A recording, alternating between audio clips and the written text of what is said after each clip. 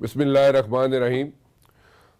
बहुत अच्छी बातें भी हो रही हैं। अच्छी बातें ये हो रही हैं जनाब कि अपोजिशन जो है, दो बड़ी जमातें जो है, मुस्लिम लीग नून हो, पीपल्स पार्टी हो, कहते ये हैं जनाब कि वो हुकूमत जो भी काम करेगी उसके साथ खड़े होंगे, क्योंकि इस वक्त एक क्राइसिस है, इस वक्त एक सिचुएशन है और उस सिचुएशन में आप बिल्कुल कोई सियासत नहीं करेंगे। लेकिन मेरे कुछ सवालात हैं, उनके जवाब मुझे कभी मिल जाते हैं, कभी नहीं मिलते। ठीक है, that's part of the game. But then again मैं पूछना ये चाहूँगा कि अगर हुकूमत का साथ देने के लिए तैयार है पार्टीज़, अपोजिशन की पार्टीज, ख़ास तौर पे बड़ी जमातें जो हैं वो तैयार हैं, तो देन अगेन ऑर्डिनेंसेस जो है वो ऑर्डिनेंसेस क्यों लाए जा रहे हैं? क्या ऑर्डिनेंसेस लाने का मतलब तो ठीक है, समझ आता है जी, इमीडिएटली किसी ना किसी तरीके से रिलीफ आवाम को मिल जाए, but then again that's a temporary thing and one should not go for temporary things right now. और परमानेंट हल अगर हो जाए तो बहुत अच्छा है। उसमें मुझे पूछना ये होगा आज अपोजिशन की जमातों से कि जब वो मीडिया में आते हैं वो ज़रूर कहते हैं जनाब हम इनके साथ खड़े हैं, हम नो कॉन्फिडेंस मूव भी नहीं लेके आ रहे, हमें कुछ नहीं चाहिए, इस वक्त हम हुकूमत के साथ खड़े हैं कि हम चाहते ही हैं कि आवाम को रिलीफ मिले। जब आवाम की रिलीफ की बात होती है तो फिर वही बात मैं दोबारा रिपीट करूंगा, तो फिर ऑर्डिनेंसेस क्यों, फिर हुकूमत ऑर्डिनेंसेस क्यों लेके आती है? सेकेंडली, जो कहा जाता है वज़ीर आज़म साहब की तरफ से बार बार, और वो ये है जनाब कि वज़ीर आज़म साहब कैपेसिटी बिल्डिंग करते रहे हेल्थ सर्विसेज में, क्योंकि हेल्थ सर्विसेज में कभी किसी ने इतना आई वुड से कि सिस्टमेटिक तरीके से हेल्थ सर्विसेज में इन्वेस्ट नहीं किया, ये कहा जाए तो मेरे ख्याल में बेहतर होगा ये लफ्ज़। बट देन अगेन अगर वो कैपेसिटी बिल्डिंग कर रहे हैं वज़ीर आज़म साहब और अपने जो सोर्सेज हैं, जो एग्जिस्टिंग सोर्सेज हैं, उनको मद्देनज़र रखते हुए उसके अंदर से ही trying to find his way out, और किसी तरीके से यहाँ से जो लोगों को मुश्किलात हैं उनका हल निकालने की कोशिश कर रहे हैं, तो फिर why not to talk with opposition people? इनसे बात करने में, इनसे बैठने में, ठीक है, आई अंडरस्टैंड कि it's very frustrating at times कि जनाब आपको क्रिटिसिज्म सुनना पड़ता है, बट देन अगेन सुन ले, कोई फ़र्क नहीं पड़ता, सुन ले क्रिटिसिज्म, और अगर क्रिटिसिज्म सुन लेंगे तो उसमें से भी आप रास्ता निकाल सकेंगे। वज़ीर आज़म साहब, मैं आपको एड्रेस कर रहा हूँ वज़ीर आज़म साहब, और आप क्योंकि कोई ना कोई रास्ता उसके अंदर से भी आप शायद निकल आए आपके लिए, सो वो बात अगर हो जाए तो मेरे ख्याल में कोई बुराई नहीं है। और किसी को ऐसा रोल दे दिया जाए कि जो ब्रिज बिल्डिंग होती, हमेशा हमने देखा है, हर हुकूमत में हमने देखा है कि ब्रिज बिल्डिंग का किरदार जो होता है वो करने के लिए हुकूमत ने कोई ना कोई दो चार लोग जो है मुख्तस किए होते हैं अपोजिशन के साथ, उनको इंटरेक्ट करते हैं, उनको ब्रिज बिल्डिंग करते हैं। लेकिन as far as this government is concerned, मेरी नज़र में कोई ऐसा बंदा नहीं है, मुझे नहीं समझ आई कि कोई परमानेंट बेसिस पे कोई ऐसा बंदा हो जो इंटरेक्ट करता हो अपोजिशन की जमातों से। सो ये वर्किंग रिलेशन की बात करूं, ब्यूरोक्रेसी भी चाहती ये है कि जनाब उसको कोई कवर मिल जाए, कोई ऐसा कवर मिल जाए उसको ताकि वो खुल के काम कर सके। लेकिन ब्यूरोक्रेसी के भी हाथ कहीं ना कहीं हम देखते हैं कि बंधे हुए हैं, और वो कहते ही हैं जनाब कि पहली भी हुकूमतें आई उन्होंने हमें कवर दिए, लेकिन वो टेम्परेरी कवर्स थे। मैं डिटेल में इसलिए नहीं जा रहा कि मैं प्रोग्राम में जाऊंगा डिटेल में, इस पर टेम्परेरी कवर्स थे, और जब हुकूमतें चेंज हो गई तो उन्हें हीट फेस करनी पड़ी, और हीट फेस करनी पड़ी नैब की या इन्वेस्टिगेशन जो हमारे आउटफिट्स हैं उनकी, उनको हीट फेस करनी पड़ी, और आज वो मुश्किलात में है। सो परमानेंट कवर ब्यूरोक्रेसी को भी मिल जाए तो मेरे ख्याल में एक अच्छे तरीके से सामने चीज़ें आ जाएंगी और आवाम को ही रिलीफ मिलेगा। सो मिल के बैठ के अगर कोई चीज़ सामने आएगी तो मेरे ख्याल में वो लॉन्ग लास्टिंग होगी, उसमें कोई किसी पे एतराज़ बाद में नहीं कर सकेगा। मेरे साथ आज बड़ा अच्छा पैनल मौजूद है जी। डॉक्टर नफीसा शाह साहिबा पीपल्स पार्टी से, आई रिस्पेक्ट हर अलॉट जी, बहुत अच्छी खातून है and she makes logic in her conversation ji. Ali Nawaz Awan साहब मावन खसूसी हैं वज़ीर आज़म के, very dear friend ji. Doctor Tariq Fazal Chaudhry साहब मुस्लिम लीग नून से, किसी ज़माने में मेरे नेबर भी थे और मैं इनकी बड़ी रिस्पेक्ट करता हूँ जी। आप सबका बहुत बहुत शुक्रिया जी, आप लोग तशरीफ़ लाए।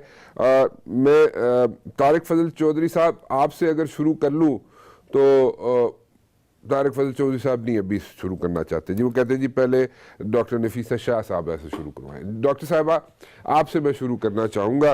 डॉक्टर साहबा कोई वे आउट हो सकता है कि जिसमें बैठ के बातचीत करके instead of going for ordinances या instead of like fighting out this corona thingy, इस सब के लिए बैठ के बात हो सके? होती है, कोऑर्डिनेशन कमेटी की मीटिंग्स होती हैं, चीफ मिनिस्टर साहब बैठते हैं, सब होता है, सब कुछ होता है, लेकिन when it comes to like you know party heads वो भी बैठ जाए तो कोई मेरे ख्याल में बुराई तो नहीं है इसमें कोई। बहुत शुक्रिया जी। सबसे पहले तो आई एम पर्सनली ओब्लाइज्ड कि आपने इतना इनकरेजिंग मेरे लिए इंट्रोडक्शन की। Really thankful and humbled. बहुत अहम आपके दोनों सवालात हैं कि किस तरीके से अगर कोरोना से मुकाबला कैसे हम करें।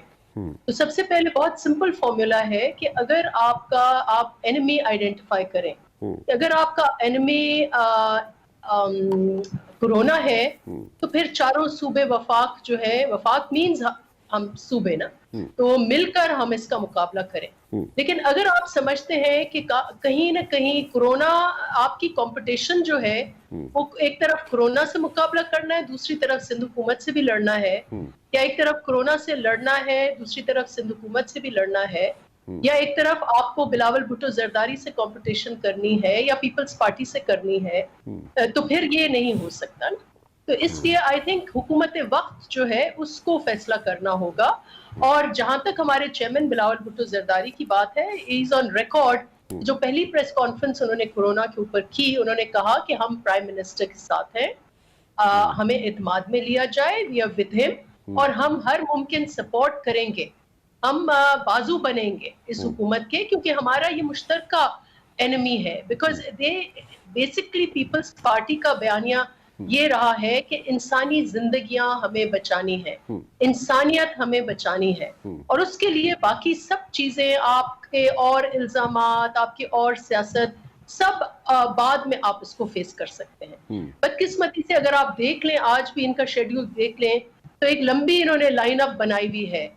किसी न किसी वजीर मशीर की सूरत में उनका निशाना कोरोना नहीं होता, उनका निशाना होता है चीफ मिनिस्टर सिंध होता है, डॉक्टर अजरा साहिबा होती हैं, या चेयरमैन बिलावल भुट्टो जरदारी होते हैं, कोई ना कोई पीपल्स पार्टी की शख्सियत को लेकर, और वो अटैक शुरू कर देते हैं।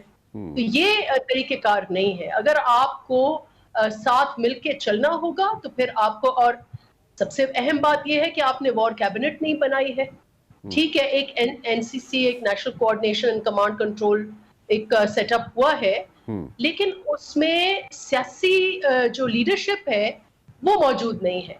पॉलिटिकल पार्टीज की लीडरशिप जो है वो उसमें मौजूद नहीं है। आपके ठीक है चीफ मिनिस्टर्स हैं, लेकिन वी वांटेड कि एक आपकी ऐसी वॉर कैबिनेट बने जहां चेयरमैन बिलावल भुट्टो जरदारी भी बैठे हो, जहां शहबाज शरीफ भी बैठे हो, और जहां इमरान खान भी बैठे हो, और बिल्कुल वो टेम्पररी सेटअप हो, वो हो टिल द टाइम आपका जो मुश्तरका, आपकी जो जंगी कैबिनेट है, जंग का जिसके साथ आपको मुकाबला करना है, वहां तक, उसके बाद आप अपनी सियासत शुरू कर दें। लेकिन जब आप ये नहीं करेंगे, एक कोरोना टाइगर फोर्स आप बना देंगे और आप खुद सियासत करेंगे, तो फिर हर कोई सियासत करेगा। अच्छा, I have a few questions जी। देखें, दो तीन यहाँ पे बातें चलती हैं और वो दो तीन चीज़ों के जवाब मिलते नहीं हैं। वो ये है, हुकूमत की जानिब से जो लोग बैठे उनको भी नहीं मिलते। एक तो ये कहा जाता है जनाब कि यहाँ से जितने फंड्स जाते हैं, यानी कि फेडरल गवर्नमेंट से जितने फंड्स जाते हैं सिंध गवर्नमेंट को, वो कागज़ों में तो इस्तेमाल होते हैं, लेकिन एज सच ऑन ग्राउंड उनकी वो नज़र नहीं आते। एक बहुत बड़ा एक आ जाता है यहाँ पे, शुरू हो जाती है डिबेट यहाँ पे कि ये ऐसा नहीं होता। सेकेंडली ये होता है जनाब के, ठीक है, चीफ मिनिस्टर साहब नहीं मिलने जाते थे प्राइम मिनिस्टर साहब को, प्राइम मिनिस्टर नहीं मिलते थे चीफ मिनिस्टर को, एक बड़ा सिलसिला जारी रहा, साल डेढ़ साल तकरीबन ये सिलसिला जारी रहा। सो लेकिन वो एक अलग चीज़ है, लेकिन वो भी एक जहन में एक ट्रस्ट डेफिसिट कह ले या अना कह ले या जो भी कह ले, वो भी एक जहन में चलती रहती थी बात। उसके बारे में क्या कहेंगे आप, ये दोनों चीज़ों के बारे में? देखिए, ट्रांसपेरेंसी बहुत अहम है, और सिर्फ ट्रांसपेरेंसी कोरोना की हद तक नहीं, हर लेवल पर ट्रांसपेरेंसी होनी चाहिए। जहां तक सिंध हुकूमत का ताल्लुक है, इन्होंने कई दफा वेब पेजेस शेयर किए हैं जहां 1-1 रुपए का वहां पर हिसाब दिया है कि क्या प्रोक्योरमेंट हुई है और वो कैसे डिस्ट्रीब्यूट हुई है। वी एक्सपेक्ट कि वही चीज वफाकी हुकूमत की तरफ से भी होनी चाहिए। मुझे नहीं पता, जहां तक एनडीएमए का ताल्लुक है, वक्तन फवक्तन वो आके बताते हैं कि वो क्या उन्होंने प्रोक्योर किया है और कैसे डिस्ट्रीब्यूट हुआ है। लेकिन हमें 25 अरब जो मुझे इल्म है कि वो एनडीएमए को वफाकी हुकूमत ने दिया है। लेकिन मुझे कोई भी ऐसा वेब पेज, ऐसा कोई मुसवदा हो वो बता दें जहां इन्होंने एक पाई पाई का हमें हिसाब दिया हो। तो ये दोनों तरफ से चलेगा और एक इसीलिए हम चाहते हैं कि एक कोऑर्डिनेशन हो जहां वजीर आजम साहब बैठे और ये उसी वक्त एट द सेम टाइम अगर वो अवाम से बात कर रहे हैं तो चारों वज़राए आला के साथ मिलकर क्यों नहीं कभी एक प्रेस टॉक की, या दोनों हमारे जो मेन लीडर्स हैं अपोजिशन के या और भी उनको JUI को लेके आए, जमात इस्लामी को लेके आए, ANP को लेके आए, सिर्फ एक तस्वीर ही खुदारा एक खिंचा दें जहां हमारे लीडर ऑफ द ऑपोजिशन और वजीर आजम साथ मिल बैठकर एक टेबल पर बैठे हो। ये अच्छा, इसमें मैं आपको थोड़ा सा इंटरप्ट कर रहा हूँ नफीसा बीबी। इस पे भी ये कहा जाता है कि चीफ मिनिस्टर साहब अक्सर औकात जो है बैकआउट कर जाते हैं एट द 11th आवर। ये मैं आपको इस्लामाबाद की बात बता रहा हूँ कि at the 11th hour chief minister साहब कोई ना कोई एक्सक्यूज करके बैकआउट कर जाते हैं। ये पुरानी बात है, अभी की बात नहीं कर रहा, लेकिन पुरानी बात है। जो आपने बात की उसका मैं जवाब दे रहा हूँ। नहीं जी, हाल ही में जो इनकी मीटिंग हुई है और उसके बाद फिर एक प्रेस कॉन्फ्रेंस की वजीर आला में, उसमें तो जो भी, हालांकि पीपल्स पार्टी और सिंध गवर्नमेंट, हम ये जो लॉकडाउन है इसमें जो रिलैक्सेशन हुई है हम इसके खिलाफ हैं। हम ये नहीं कहते कि आप मईशत को बिल्कुल जाम रखें, लेकिन आप कहीं ना कहीं आपको स्ट्रिक्ट लॉकडाउन आपको करना होगा। वो 1 महीना हो 2 महीना हो आपको करना होगा। लेकिन अब आप देखें कि जो उन्होंने रिलैक्सेशन की उसके ऊपर सिंध जो भी आप मुआहदा हुआ सिंध हुकूमत की तरफ से, जो वहाँ लोग थे बिलखुसूस चीफ मिनिस्टर थे, उन्होंने वापस आकर कोई ऐसी बात नहीं की जिससे ये तनाज़ा बढ़े। नहीं, लेटली आप दुरुस्त कह रही हैं, ताउन के लिए श्योर किया कि वो जो वफाक से फैसला होगा उस हम आगे बढ़ाएंगे। जी, आप दुरुस्त कह रही हैं। लेटली मैं एक छोटी सी बात ऐड करना चाहूंगा। I have to go towards a break. जी, आप दुरुस्त कह रही है, लेटली ऐसा ही हुआ और आपकी कैबिनेट यानी कि सिंध की कैबिनेट से ऐसी आवाज़ें आई जिसको अप्रिशिएट किया गया प्राइम मिनिस्टर साहब के एफर्ट्स को और प्राइम मिनिस्टर साहब के डिसीजन को। बट देन अगेन फिर वही जो चीज़ है वहीं पे आ जाती है, बैक टू स्क्वायर वन वाली सिचुएशन बार बार आ जाती है। और वो एक ही सवाल उठता है कि जी हम जो यहाँ पे इतना पैसा तकसीम हुआ सिंध के अंदर अभी लेटली, और जो रिलीफ देना था लोगों को, उसका क्या हिसाब किताब है? लोगों को राशन पानी नहीं मिला, वो भी एक सवाल उठ जाता है। मैं आपकी तरफ दोबारा आता हूँ डॉक्टर साहबा, मैं ज़रा एक ब्रेक ले लूँ, मुझे बार बार ब्रेक के बारे में कहा जा रहा है। वापस आके मैं तारिक फजल चौधरी साहब से भी बात करना चाहूँगा और अली नवाज साहब से रिस्पॉन्स लेना चाहूँगा इन सब बातों का, एक छोटी सी ब्रेक के बाद। ब्रेक पे जाने से पहले डॉक्टर नफीसा शाह साहिबा तफसीलन बयान कर रही थी कि वहाँ पे इश्यूज़ क्या हैं, कि यहाँ पे criticism for the hack of criticism किया जाता है फेडरल गवर्नमेंट की तरफ से सिंध गवर्नमेंट को। But then again federal government के अपने इश्यूज़ हैं। फेडरल गवर्नमेंट ये कहती है जनाब कि सिंध की हुकूमत जो है वहाँ पे जो पैसे फेडरल की तरफ से यानी कि फेडरल गवर्नमेंट की तरफ से दिए जाते हैं वहाँ पे कागज़ों में तो उनको बिल्कुल अच्छे तरीके से बताया जाता है कि वो मौजूद है, लेकिन ऑन ग्राउंड एज सच वहाँ पे उनकी डिस्पर्समेंट जो है वो नहीं होती। बट दोनों को गिले शिकवे ज़रूर हैं। बट देन अगेन इसका हल आज ज़रूर निकालने की कोशिश करेंगे। मैं वापस आऊँगा डॉक्टर साहब आपके पास, जैसे मैंने आपसे अर्ज़ की थी। डॉक्टर तारिक फजल चौधरी साहब मुस्लिम लीग नून से मेरे साथ मौजूद हैं, अली नवाज साहब भी मेरे साथ मौजूद हैं। तारिक साहब आपकी तरफ आता हूँ। ये आप बड़ा अच्छा, आप लोगों की पार्टी का मैं पिछले 2-4 रोज से देख रहा हूँ, बड़ा एक रिस्पांस बड़ा अच्छा आ रहा है। हुकूमत को आप एक फ्री हैंड देना चाहते हैं, कोऑपरेट करना चाहते हैं, and you want to like help the government out. But at the very same time लगता ऐसे है कि चाहे बलूचिस्तान की गवर्नमेंट हो या as far as Punjab is concerned, वहाँ पे पॉलिटिकल एक्टिविटीज़ जो है बिहाइंड द सीन जो हमें शायद अभी मीडिया के सामने नहीं आ रही, वहाँ पे आप लोग you are all out to destabilise the government. Is it so? जी, मैं गलत तो नहीं कह रहा? देखिए, मैं समझता हूँ कि इस वक्त कोई भी गवर्नमेंट को डीस्टेबलाइज करने के हवाले से या सियासी सरगर्मियों के हवाले से कोई भी पार्टी इस वक्त है, मैं नहीं समझता कि मैदान अमल में है। यार सियासत का मैदान है, इसमें पॉलिटिकल एक्टिविटीज अपनी जगह पे जारी रहती हैं, लेकिन इस वक्त तमाम पार्टियां और अपोजिशन की बिलखुसूस मैं बात कर रहा हूँ, वो मुकम्मल तौर पे कोशां हैं कि जो जिस जगह भी है अपने तौर पे हिस्सा डाले, जिस वबा में इस वक्त पूरी कौम मुब्तला है। और आपने देखा होगा कि लीडर ऑफ अपोजिशन जब वापस आए तो उसके बाद उनकी तमाम तर जो तवज्जो है वो इसी बात के ऊपर रही है कि हम अपने तौर पे जो कुछ भी कर सकते हैं वो भी करें।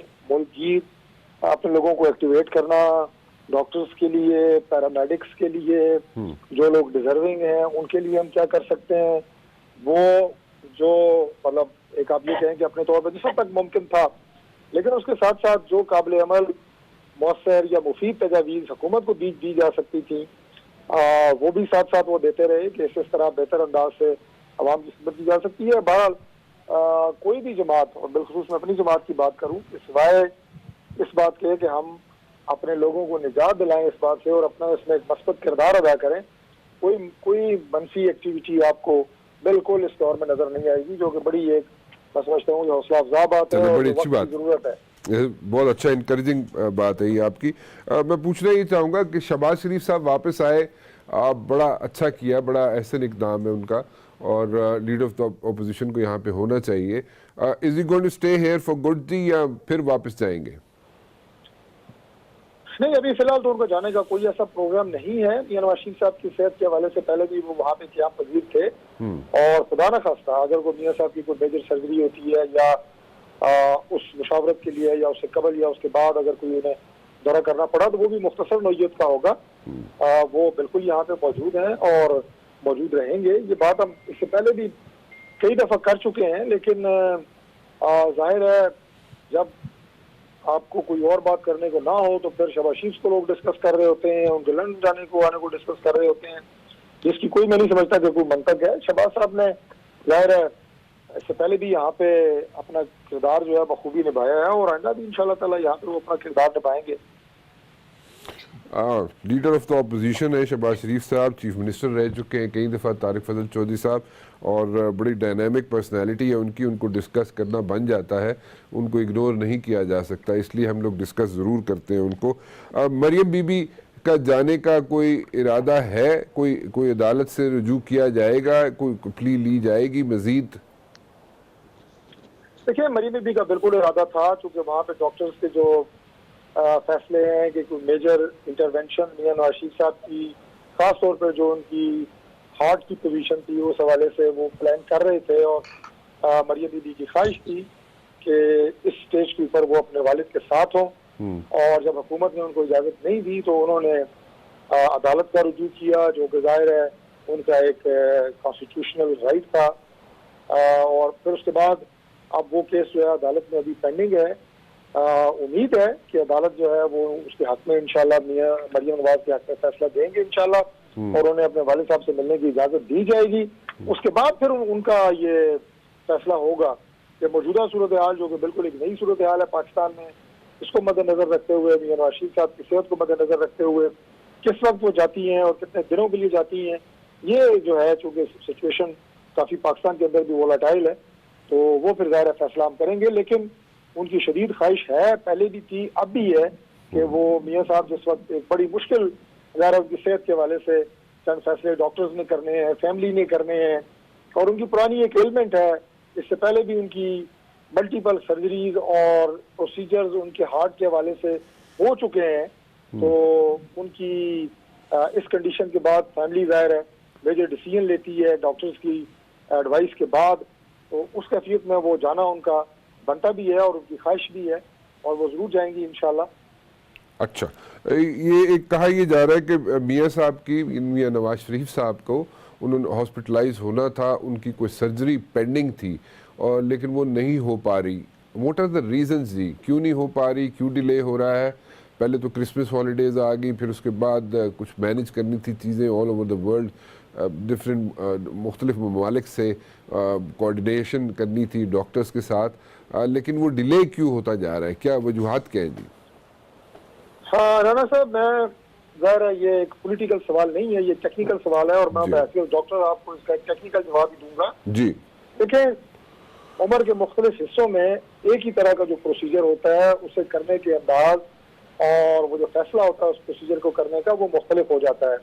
एक प्रोसीजर अगर 25 से 30 साल 35 साल के नौजवान पे किया जाए तो वो बड़ा एक आसान होता है, सर्जन फैसला करता है, एनेस्थेटिस्ट मरीज बेहोश करता है, सर्जन ऑपरेशन कर देता है, चाहे वो कार्डिक सर्जन हो, थोरेसिक सर्जन हो, ऑर्थोपेडिक सर्जन हो, वो सर्जरीज हो जाती हैं जो मुख्तलिफ ज़ाहिर है अदवार में जरूरत होती हो पड़ सकती है किसी को। लेकिन जब आपकी उम्र उस हिस्से में हो जहाँ मियां नवाज शरीफ साहब हैं और आपकी जो किडनीज हैं वो भी कंप्रोमाइज्ड हो, हाई ब्लड प्रेशर हो, हाई शुगर लेवल्स हो, तो फिर आपको मल्टीपल कंसल्टेंट्स की राय के बगैर और उनकी तरफ से आप ये कहें कि इजाजत या एनओसी के बगैर आप उस पेशेंट की सर्जरी नहीं कर सकते। एनेस्थीसिया वाले रिस्क ही नहीं लेते कि ऐसे मरीज को हम एनेस्थीसिया दें और उसे बेहोश करें जब इस तरह के मल्टीपल प्रॉब्लम्स के अंदर मरीज हो, मल्टीपल सर्जरीज हो चुकी हो और उसकी मुख्तलिफ कॉम्प्लिकेशंस हो और वो जो ऑपरेशन होता है वो उसके लिए ज्यादा बड़ा रिस्क हो सकता है जिस रिस्क से वो इस वक्त गुजर रहा है। मतलब आप मेडिसिन से मिसाल के तौर पे हार्ट कंडीशन को ट्रीट कर रहे हैं लेकिन जल्दी में अगर आपने ऑपरेशन की कोशिश की जैसे बाकी कंसल्टेंट्स ने अप्रूव ना किया तो वो ऑपरेशन उसके लिए ज्यादा जानलेवा साबित हो सकता है अगर तमाम एहतियाती तदाबीर ना इख्तियार की गई। तो इसलिए मियां साहब का केस चूंकि कॉम्प्लिकेटेड केस है, मल्टीपल डॉक्टर्स और सर्जन और कंसल्टेंट्स उसमें इन्वॉल्व हैं, उन सब की इजाजत के बाद, उन सब की ग्रीन सिग्नल के बाद ही कोई भी डॉक्टर जो है वो रिस्क लेगा और ऑपरेशन करेगा, तो उसके बगैर मुमकिन नहीं है। और मेरा ख्याल है कि ये इसी वजह से इसमें ताखीर हो रही है।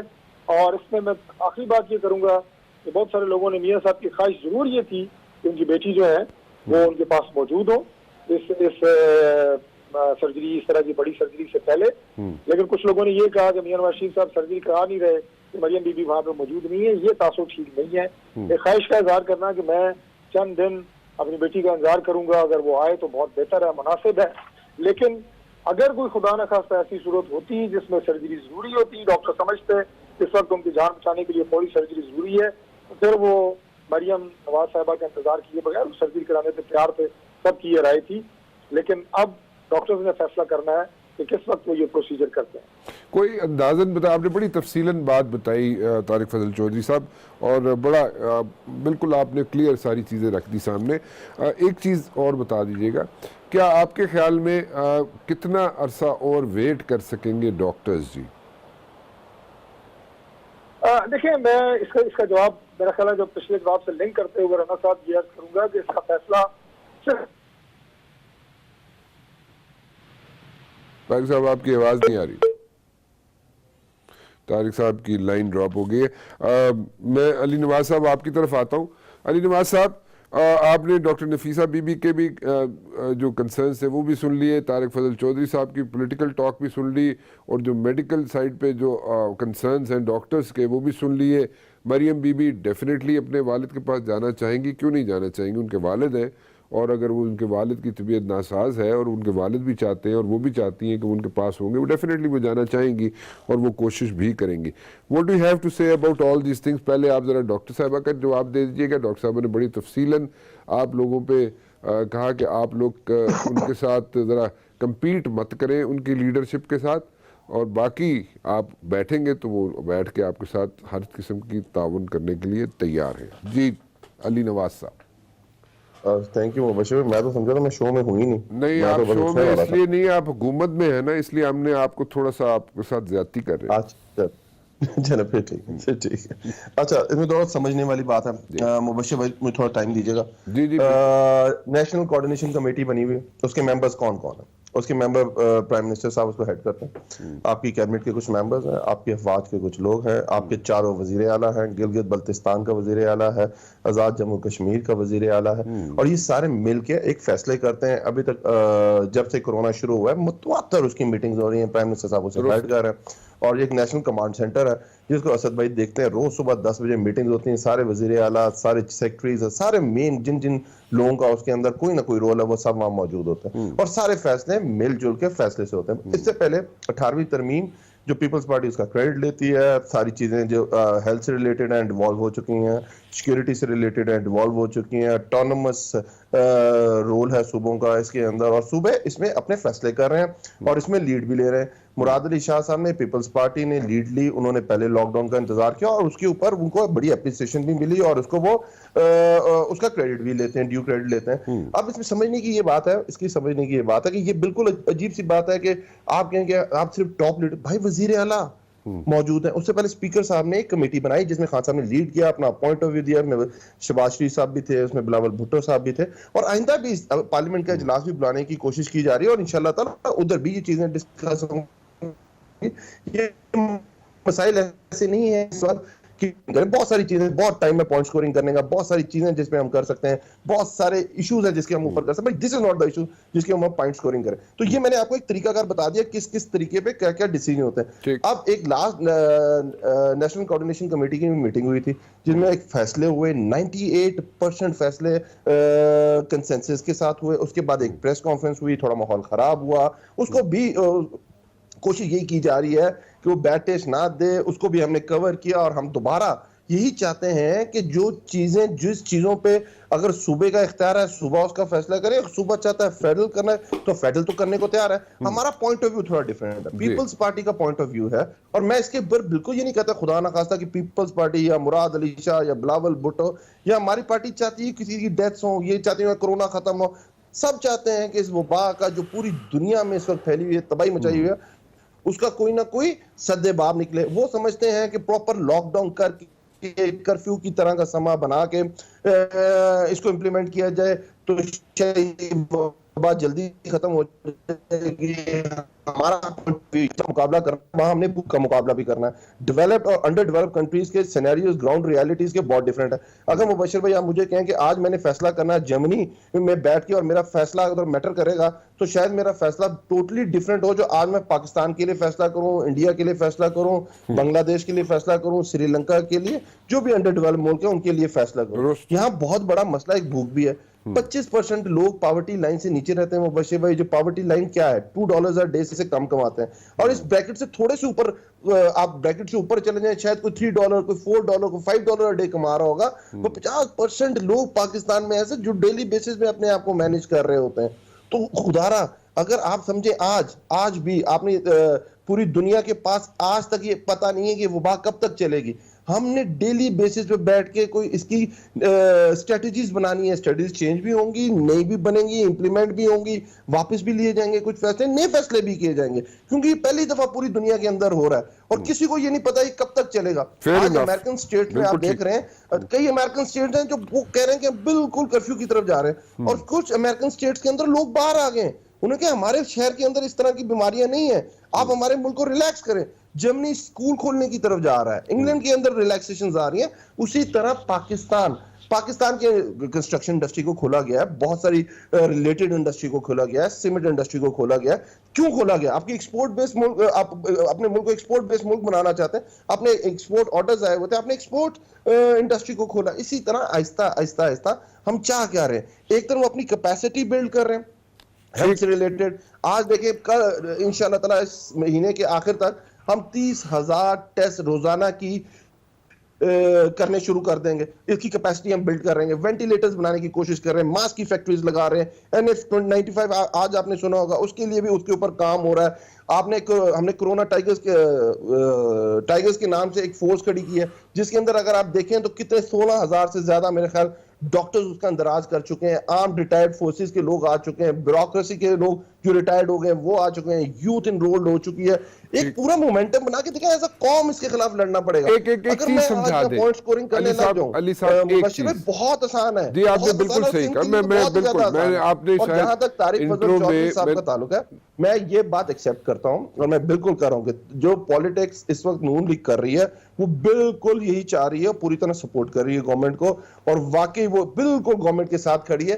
थोड़ा सा डिफरेंट कर रहा है पीपल्स पार्टी का पॉइंट ऑफ व्यू और एक तरीके इंसाफ का पॉइंट। अच्छा, चले चले ठीक है। उसमें डॉक्टर साहब भी काफ़ी डिटेल में बात कर चुकी हैं, आपने भी बड़ी तफसीलन बात कर ली, तारिक फजल चौधरी साहब ने भी कर ली।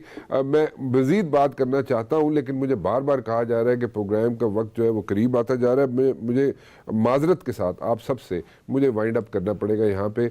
आप सबका बहुत बहुत शुक्रिया, लेकिन जाने से पहले मैं एक चीज़ ज़रूर डिस्कस करना चाहूँगा, मैं अपने नाजरीन को एक चीज़ ज़रूर बताना चाहूँगा, और वो ये है जनाब कि होता है, सारे सूबों में होता है, हुकूमतों में होता है कि कोई ना कोई फ्रंट मैन होते हैं, ठीक है जी। या ऐसा भी होता है कि जनाब जो लोग होते हैं इक़्तिदार में बैठे होते हैं, उनको पता ही नहीं होता, उनको मालूम ही नहीं होता कि हो क्या रहा है, और उनके नाम पे आगे कोई ना कोई कारोबार या अपनी दुकान से जाके बैठा होता है, नाम उनका चल रहा होता है, जो बैठे होते हैं वहाँ पे इक़्तिदार में, लेकिन आगे वो दुकानें कुछ मुख्तलिफ लोग खोल के बैठे होते हैं। ये भी